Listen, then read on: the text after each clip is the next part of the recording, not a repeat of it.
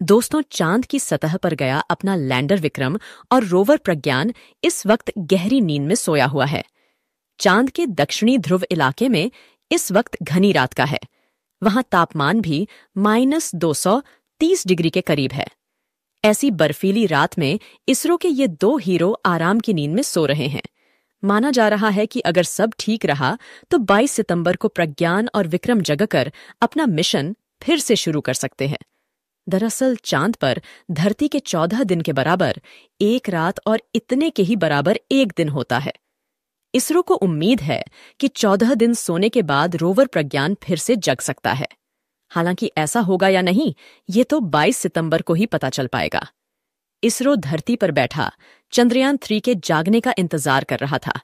तभी चांद पर कुछ ऐसा हुआ कि इसरो भी हैरान रह गया। हाल ही में विक्रम लैंडर ने इसरो को एक ऐसा संदेश भेजा जिसके बाद इसरो समेत पूरी दुनिया की अंतरिक्ष एजेंसियां हरकत में आ गई। विक्रम लैंडर ने चांद की सतह पर ऐसा क्या देखा जिससे उसे झटका लगा, और विक्रम ने इसरो को ऐसा कौन सा मैसेज भेजा जिसे देख दुनिया हैरान रह गई। इस बारे में मैं आपको इस वीडियो में आगे बताने वाली हूं, तो बने रहे आप मेरे साथ इस वीडियो में अंत तक। लेकिन आप एक देशभक्त की तरह इस वीडियो को लाइक कर इसरो के वैज्ञानिकों के लिए कमेंट में जय हिंद जरूर लिख दे। दरअसल दोस्तों, चंद्रयान 3 के विक्रम लैंडर और रोवर प्रज्ञान में स्वदेशी निर्मित बहुत ही अत्याधुनिक टेक्नोलॉजी के सेंसर लगाए हुए हैं। ये सेंसर विक्रम और रोवर के पास होने वाली हर हलचल को भांप लेते हैं। अगर इन दोनों उपकरणों को लगता है कि उनके पास कुछ हलचल हो रही है, तो ये उसकी जानकारी धरती पर बैठे इसरो के कंट्रोल रूम में देते हैं, और फिर इसरो के वैज्ञानिक उसके द्वारा भेजे गए संदेश के डेटा को समझने में लग जाती है।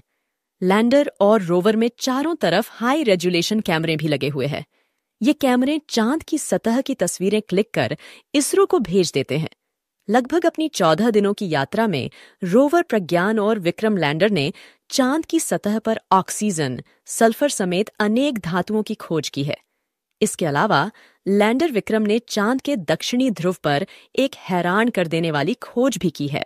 बीती रात 2 बजे इसरो के वैज्ञानिक लैंडर को स्लीप मोड में डालने की तैयारी कर रहे थे, क्योंकि चांद पर रात हो चुकी है और रात में लैंडर और विक्रम काम नहीं कर सकते हैं। उन्हें काम करने के लिए सूरज से एनर्जी चाहिए। ऐसे में जब 14 दिन बाद सूरज निकलेगा, तभी ये उपकरण काम कर पाएंगे। रात में इनकी बैटरी डिस्चार्ज न हो, इसके लिए इसरो ने दोनों को स्लीप मोड में डाला है। बीती रात जब इसरो के वैज्ञानिक लैंडर को स्लीप मोड में डाल रहे थे, तो उन्होंने देखा कि विक्रम लैंडर की बैटरी भी फुल चार्ज है और ईंधन भी अभी बहुत पड़ा हुआ है। ऐसे में कंट्रोल रूम में बैठे वैज्ञानिकों ने एक नया प्रयोग करने की सोची।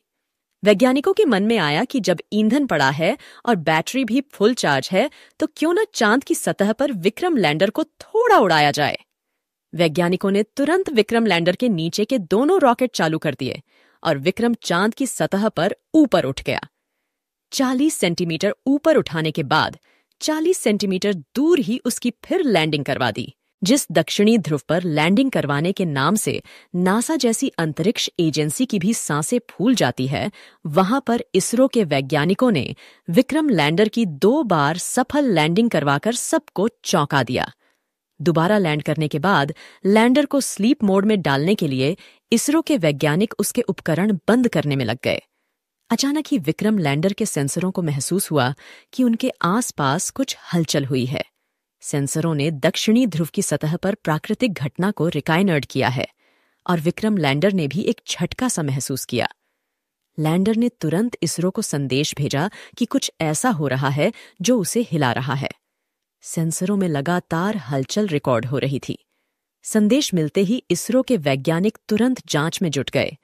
उन्होंने विक्रम लैंडर पर लगे ILS उपकरण को जांच करने में लगा दिया कि वहां क्या हो रहा है। कहीं कोई एलियन या कोई ऐसा रहस्य तो नहीं है जो विक्रम लैंडर के पास पहुंचकर उससे छेड़खानी कर रहा है। उपकरण ने प्रज्ञान रोवर और अन्य उपकरणों की हलचल के बारे में भी पता लगाया, तो पाया कि चांद की सतह पर कंपन, भूकंप या दूसरी कृत्रिम घटनाओं के कारण हो सकता है। चांद पर आने वाले भूकंप को अर्थक्विक नहीं बल्कि मूनक्विक कहा जाता है। लेकिन दोस्तों, चांद पर भूकंप पृथ्वी की तरह नहीं आते हैं। धरती पर सिर्फ कुछ मिनट तक भूकंप आते हैं, जबकि चांद पर आधे घंटे तक भूकंप के झटके आते रहते हैं। इतनी देर तक भूकंप को देखकर वैज्ञानिक भी हैरान रह गए। चांद पर भूकंप क्यों आता है, इस रहस्य का अभी तक वैज्ञानिक ठीक से पता नहीं लगा पाए हैं। लेकिन वैज्ञानिकों का मानना है कि धरती के गुरुत्वीय प्रभाव के अलावा उल्कापिंड के गिरने से भी चांद पर भूकंप के झटके आते हैं।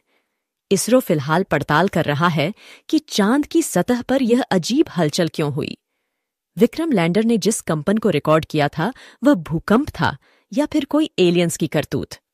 दोस्तों, आपको क्या लगता है ये सब एलियंस की वजह से हुआ था? कमेंट बॉक्स में अपनी राय दें। उपकरण ने प्रज्ञान रोवर धरती पर चांद को हमेशा से शीतलता का प्रतीक बताया जाता है। चंद्रयान 3 ने पता लगाया कि चांद सभी की उम्मीदों से कहीं ज्यादा गर्म है। दरअसल सूर्य की किरणों से चमकने वाले चांद की सतह का तापमान 50 डिग्री सेल्सियस है। वहीं बर्फीली सतह के महज 8 सेमी नीचे का तापमान -10 डिग्री सेल्सियस तक गिरा हुआ था। फिलहाल चंद्रयान 3 का लैंडर विक्रम और रोवर प्रज्ञान चांद पर गहरी नींद में चले गए हैं। नींद में गए विक्रम का रिसीवर अभी भी ऑन है। उम्मीद है कि दोनों 22 सितंबर को फिर सक्रिय हो जाएंगे। प्रज्ञान और विक्रम ने नींद में जाते समय चांद की रात में सुरक्षित रहने लायक ऊर्जा बचाकर रखी है, ताकि भीषण ठंड से बचा जा सके। विक्रम लैंडर धरती से करीब 3,71,841 किलोमीटर दूर मौजूद है। अब अगले 14 दिनों तक विक्रम लैंडर और प्रज्ञान रोवर के आसपास रात होगी। तापमान -300 डिग्री सेल्सियस से और भी नीचे जा सकता है। लैंडर रोवर अगर ये सर्दी बर्दाश्त कर लेते हैं तो सूरज उगने पर उनके सोलर पैनल के जरिए चार्ज हो सकते हैं। लेकिन इसकी संभावना बेहद कम मानी जा रही है, क्योंकि इतनी ज्यादा ठंड में विक्रम और प्रज्ञान के उपकरण काम करना बंद कर सकते हैं और बैटरी भी खराब हो सकती है। चांद की सतह पर इस समय रोवर और लैंडर भले ही आराम से सो रहे हो, लेकिन भारत का इसरो इस पर लगातार नजर बनाए हुए है। इसरो के वैज्ञानिक बस अब 22 सितंबर के इंतजार कर रहे हैं। इस दिन सूरज निकलते ही इसरो से लैंडर को सिग्नल भेज जाएगा। अगर सब कुछ सही रहा तो लैंडर सिग्नल को रिसीव कर लेगा और जाग जाएगा, और अगर रिसीव नहीं किया तो हमेशा के लिए चांद की सतह भारत की पहचान के रूप में मौजूद रहेगा।